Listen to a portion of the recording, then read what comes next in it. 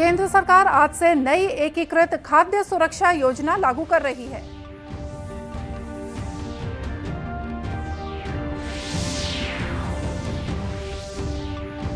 मुख्यमंत्री ने आधारभूत शिक्षा प्रशिक्षण सहायता योजना शुरू करने की घोषणा की।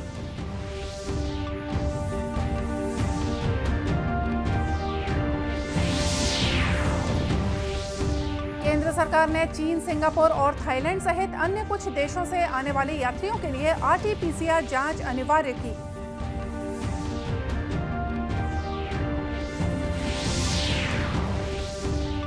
और भारत सहित दुनिया भर में नए साल का स्वागत उल्लास और उमंग के साथ किया जा रहा है।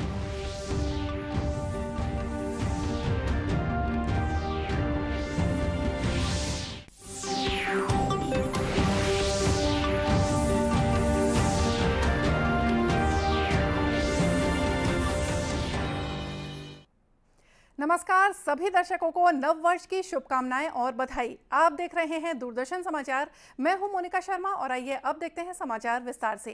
केंद्र सरकार आज से नई एकीकृत खाद्य सुरक्षा योजना लागू कर रही है। केंद्रीय मंत्रिमंडल के निर्णय के अनुसार नई योजना के तहत 2023 में राष्ट्रीय खाद्य सुरक्षा अधिनियम के तहत 81 करोड़ से ज्यादा लाभार्थियों को निःशुल्क खाद्यान्न उपलब्ध कराया जाएगा। नई योजना में राष्ट्रीय खाद्य सुरक्षा अधिनियम के अंतर्गत वर्ष 2023 में 81 करोड़ से अधिक लाभार्थियों को निःशुल्क खाद्यान्न उपलब्ध करवाया जाएगा। ये योजना अधिनियम का प्रभावी और एक समान क्रियान्वयन सुनिश्चित करेगी। निःशुल्क खाद्यान्न के साथ साथ इस योजना से एक राष्ट्र एक राशन कार्ड कार्यक्रम का कार्यान्वयन भी सुनिश्चित होगा। नई योजना से खाद्य सुरक्षा में एकरूपता और स्पष्टता आएगी। इस योजना के तहत अंत्योदय अन्न योजना वाले परिवारों और प्राथमिकता वाले घरेलू व्यक्तियों सहित सभी राष्ट्रीय खाद्य सुरक्षा अधिनियम के लाभार्थियों को खाद्यान्न उपलब्ध करवाया जाएगा। गौरतलब है कि केंद्र सरकार इस योजना के तहत एक साल में 2 लाख करोड़ रुपए से ज्यादा का खर्च वहन करेगी। देश की राजधानी दिल्ली में होने जा रहे G20 सम्मेलन में बड़ी संख्या में विदेशी पर्यटक और दूसरे मेहमानों के आने की उम्मीद है, जिसे देखते हुए दिल्ली नगर पालिका परिषद के द्वारा जोर शोर से तैयारियां शुरू कर दी गई हैं। पेश है इसके बारे में एक रिपोर्ट।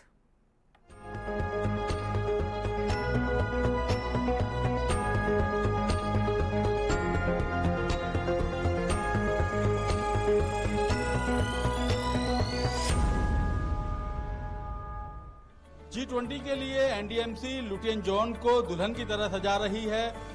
फूलों से महकाने के लिए किस तरह के कदम उठाए जा रहे हैं, इस पर ज्यादा बात करने के लिए हमारे साथ मौजूद हैं एनडीएमसी के vice chairman Satish Upadhyay ji. G20 Vasudev कुटुंबकम का जो भाव है और इस बार देश के प्रधानमंत्री जी के नेतृत्व में G20 की जो समिट होने जा रही है, उसके लिए एनडीएमसी पूरी तरह से तैयार है। और आप देख रहे हैं कि इस बार हमने विशेष करके जो ट्यूलिप हैं वो उनको हमने इंपोर्ट किया है, लिलीज को इंपोर्ट किया है और वो पूरे शांति पथ पर पूरी तरह से लग रहे हैं। आज यहाँ इस राउंड अबाउट पर आप देखेंगे कि ये सारे ट्यूलिप की बल्ब हैं, जो बल्ब नीदरलैंड से, हॉलैंड से आई हैं और हमारा स्टाफ लगातार इसमें दिन रात इसके लिए मेहनत कर रहा है।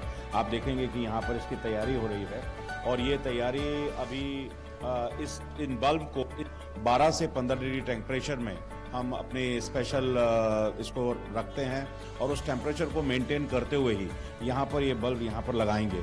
और लगभग उसमें इतना भी ध्यान रखा जाता है, जब इनको इंपोर्ट करते हैं इनको क्वारंटाइन भी किया जाता है, कहीं किसी प्रकार की कोई फंगस, कोई बीमारी तो इन बल्ब्स में नहीं है, विदेश में साथ में नहीं आई है। उस क्लियरेंस के बाद ये यहाँ अब लगने के लिए तैयार हैं और लगभग 45 डेज टू 50 डेज में इनकी ब्लूमिंग फूल की स्टार्ट हो जाएगी और आप देखेंगे कि पूरी एनडीएमसी एरिया जो है बहुत रंग बिरंगे तरीके से ट्यूलिप आपको सब जगह दिखाई देंगे। करीब कितने लाख ट्यूलिप को मंगाया गया है और किस तरह से आप देखेंगे? लगभग 1.5 से 2 लाख के आसपास बल्ब इस बार हमने मंगवाई हैं। पिछली बार लगभग 57,000 के आसपास थी, लेकिन इस बार चूंकि बजट में भी हमने स्पेशली कहा है कि ट्यूलिप फेस्टिवल भी होगा। मुख्यमंत्री भूपेश बघेल ने आधारभूत शिक्षा प्रशिक्षण सहायता योजना शुरू करने की घोषणा की है। श्री बघेल ने पंजीकृत श्रमिकों के लिए संचालित मुख्यमंत्री श्रमिक सहायता योजना की राशि को 10 से बढ़ाकर 20,000 रुपए एक मुश्त देने की घोषणा की है।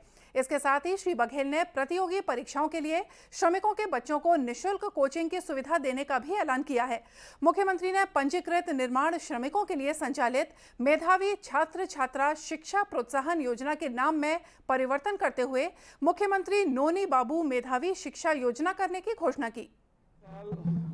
चौड़ी माह के मजदूरों के साथ नववर्ष की शुरुआत और गांधी जी को नमन करके इसकी शुरुआत हम लोग करते हैं और बहुत सारी योजनाएं श्रमिकों के लिए और उस योजनाओं का लाभ उठाते हुए देखिए कि श्रमिकों के बच्चे अब एयरफोर्स में जा रहे हैं, कोई टीचर बन रहे हैं, कोई और लाइब्रेरियन बन रहे हैं, तो उनके भी सपने साकार हो रहे हैं।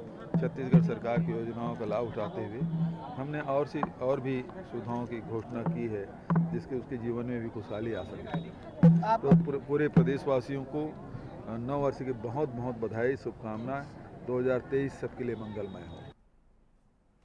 मुख्यमंत्री ने engineering, IIT, BTech, triple IT, MTech, MBBS जैसे पाठ्यक्रमों की पढ़ाई सहित विदेशों में अध्ययन करने के लिए भी श्रमिकों के बच्चों को सहायता देने की घोषणा की। उन्होंने इन सभी पाठ्यक्रमों में पढ़ाई करने के लिए श्रमिकों के बच्चों को प्रवेश शुल्क, शैक्षणिक शुल्क, आवास और भोजन शुल्क में सहायता देने के साथ ही हर साल स्टेशनरी के लिए भी 2,000 रुपये देने को कहा। भाजपा के राष्ट्रीय उपाध्यक्ष और पूर्व मुख्यमंत्री डॉक्टर रमन सिंह ने कहा है कि प्रदेश में प्रधानमंत्री आवास योजना का हितग्राहियों को ठीक से लाभ नहीं मिल पा रहा है।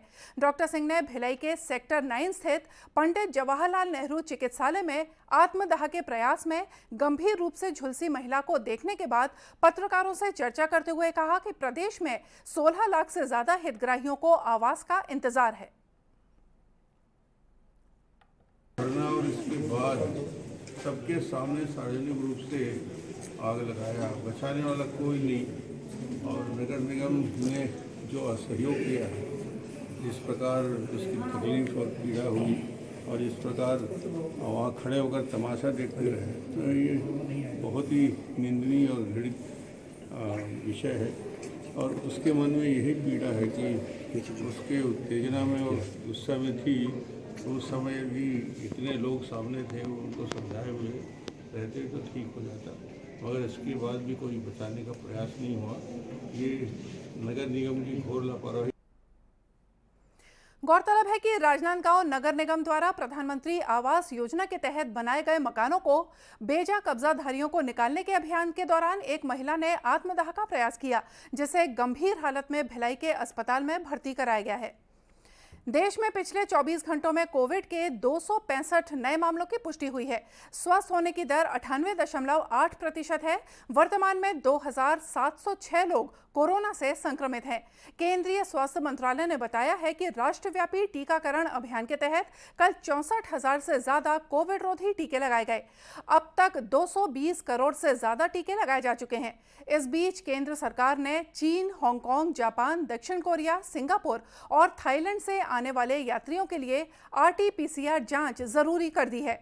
यात्रियों को यात्रा आरंभ करने से पहले एयर सुविधा पोर्टल पर अपनी रिपोर्ट अपलोड करनी होगी। स्वास्थ्य मंत्रालय ने कहा है कि ये जांच भारत की यात्रा आरंभ होने से पहले 72 घंटे के भीतर की होनी चाहिए। और अब बात करते हैं नए साल की। दुनिया भर में वर्ष 2023 का स्वागत उल्लास और उमंग के साथ किया गया है। नए वर्ष का जश्न सबसे पहले किरीबाती में मनाया गया। न्यूजीलैंड के ऑकलैंड में स्काई टॉवर से आतिशबाजी की गई। ऑस्ट्रेलिया में सिडनी शहर में हार्बर ब्रिज और ओपेरा हाउस से पटाखों का मनमोहक नजारा दिखा। ये आप देखिए, ये हांगकांग के दृश्य हम आपको दिखा रहे हैं और पूरे शहर को सजाया गया है। आतिशबाजी वहां पर देखी जा रही है और 2023 के स्वागत के लिए लोगों में काफी उत्साह वहां पर है। इधर भारत में नववर्ष का स्वागत आतिशबाजी, संगीत और अन्य कार्यक्रमों के साथ किया गया। दिल्ली में बड़ी संख्या में लोग इंडिया गेट पर इकट्ठा हुए। मुंबई में लोगों को संगीत पर झूमते हुए देखा गया। गोवा में रंग बिरंगी सजावट के साथ समुद्र तट पर लोगों ने जोश के साथ नए साल का स्वागत किया। मुंबई में सिद्धिविनायक, वाराणसी के 80 घाट और उज्जैन में महाकाल के दरबार में उपस्थिति देकर भी लोगों ने नए साल का स्वागत किया। कर रहे हैं पवित्र उज्जैन नगरी में बाबा महाकाल के दर्शन के लिए हर दिन लाखों की संख्या में श्रद्धालु दर्शन करने आते हैं। महाकालेश्वर देश के 12 ज्योतिर्लिंगों में से एक है। इसी घाट पर सुबह मां गंगा की आरती के साथ किया गया। नए साल की शुरुआत करने के लिए श्रद्धालु गंगा आरती देखने और भगवान शिव शंकर का दर्शन करने के लिए बनारस पहुंचे हैं।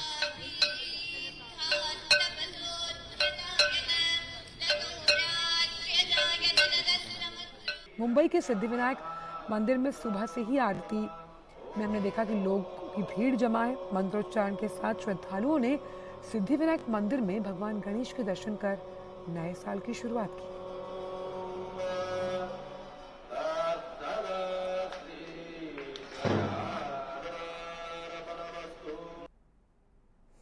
राष्ट्रपति द्रौपदी मुर्मू, उपराष्ट्रपति जगदीप धनखड़ और प्रधानमंत्री नरेंद्र मोदी ने देशवासियों को नववर्ष की बधाई और शुभकामनाएं दी हैं।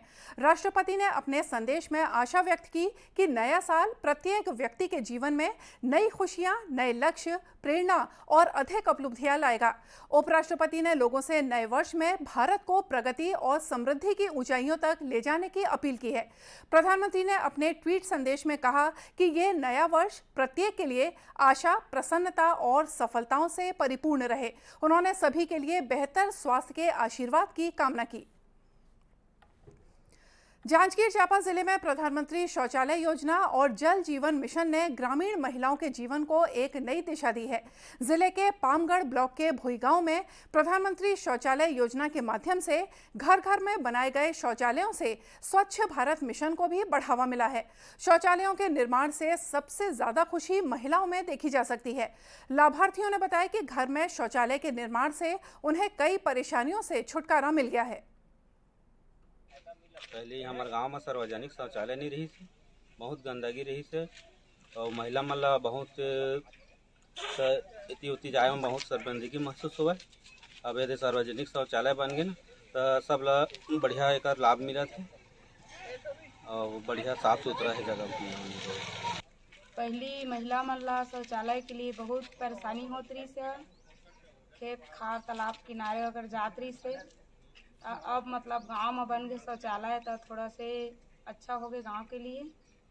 महिला मन के लिए जाए बार शौचालय बन गए तो परेशानी नहीं है। महिला के लिए बहुत परेशानी होत रही से कि बाहर मैदान जाए बा बच्चा मन ला भी होत रही से। अब अच्छा से हमन कह देवा शौचालय भी है, पानी भी है, सबके सुविधा दे दे। अब कोई परेशानी नहीं है। गांव की सरपंच प्रभा ने बताया कि शौचालय बनने के बाद आत्मविश्वास से भरी हुई महिलाएं आज बस्ती की दूसरी महिलाओं को खुले में शौच के नुकसान भी बता रही हैं। वहीं सरपंच ने बताया कि जल जीवन मिशन योजना भी उनके लिए वरदान साबित हो रही है। एकदम गंदगी फैले रहे, ए पार ओ पार करके दोनों तरफ घोरवा बने रही से मतलब सब साफ सफाई करवा के यहाँ पे सार्वजनिक शौचालय के निर्माण करवाएं। अब यहाँ साफ सुथरा हो गए है, जगह जमीन सब है और आने जाने वाला मन के लिए भी रास्ता बढ़िया हो गए है। आज भुईगांव में महिलाएं शान से कामकाज कर रही हैं और पहले की अपेक्षा गांव स्वच्छता की एक नई गाथा लिख रहा है। ये गांव वर्तमान में खुले में शौच से मुक्त हो गया है। दूरदर्शन केंद्र रायपुर से प्रसारित होने वाले प्रादेशिक समाचार को आप YouTube पर भी देख सकते हैं। हमारे YouTube channel Chhattisgarh DT news पर प्रादेशिक समाचार उपलब्ध रहेगा। YouTube चैनल का लिंक और QR कोड आप स्क्रीन पर देख सकते हैं। अपने एंड्रॉयड फ़ोन से QR कोड स्कैन कर आप छत्तीसगढ़ DT न्यूज़ लिंक पर जा सकते हैं। इसके अलावा छत्तीसगढ़ DT न्यूज़ फेसबुक और ट्विटर पर भी उपलब्ध है। और आइए देखते हैं अंत में मुख्य समाचार एक बार फिर से। केंद्र सरकार आज से नई एकीकृत खाद्य सुरक्षा योजना लागू कर रही है।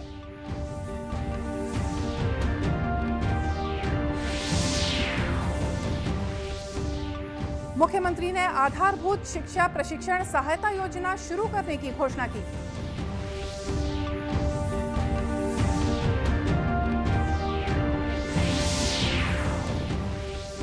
केंद्र सरकार ने चीन, सिंगापुर और थाईलैंड सहित अन्य कुछ देशों से आने वाले यात्रियों के लिए RT-PCR जांच अनिवार्य की।